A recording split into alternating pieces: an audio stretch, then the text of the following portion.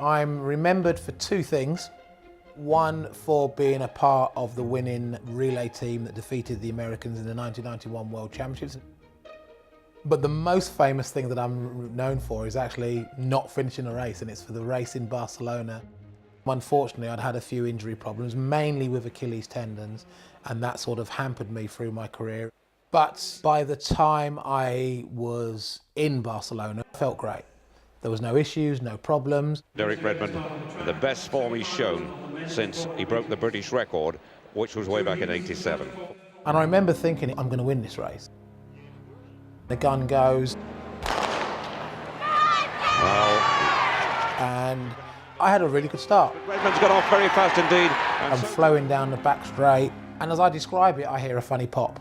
And 2 or 3 strides later is then when I felt it, and I felt the sort of the rip of the hamstring. Redmond has broken down. He's on the track, kneeling down, and Derek Redmond, well, his injury problem, the jinx has struck again. And I just remember having my hand on the back of the leg and just sort of collapsing to the floor in pain. Then I remembered where I was, and it was just like, you're in the Olympic semi-final. And that's pretty much what made me get up and start to run or hobble. And I just thought, you know what, I'm going to finish this race.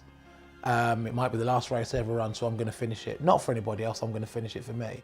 And I was just about to start into the home straight, and I could sense this person on my left-hand side. And then I heard a very familiar voice shout out, "Derek, it's me."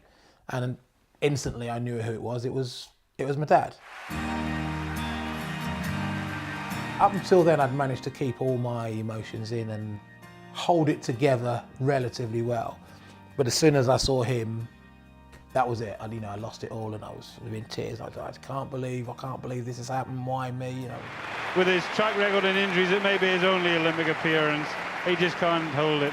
He would always have been there with me, and he spent many a year standing on the sidelines in the middle of the winter with a coffee in his hands, trying to keep warm. And all he was saying was, look, you've got nothing to prove. You're a champion to us. You'll be back. Don't worry. We'll do this together. I just said to him, get me back into lane 5. I want to finish. Just get me back into lane 5. And the joke that I always make about that is the first and last and only time I've ever been able to shout at my dad and get away with it. Any other time as a kid, you would have got a quick smack round the ear and told, oi, less of your cheek. We still had officials trying to stop us. And they're not quite sure what to do. They're thinking, who's this crazy man that's just walked onto the track? What's going on? All this sort of stuff. And right up until the point I'd gone over the line and walked through the line, I had no idea the reaction it was having on the crowd. And I sort of, had a look around. People were going absolutely mad. Everyone's on their feet and all this sort of stuff. Some of the messages and letters and stuff that I get from people say, you have no idea who I am. I'm not in sport. I've been through, some hard times. Just want to thank you for your inspiration.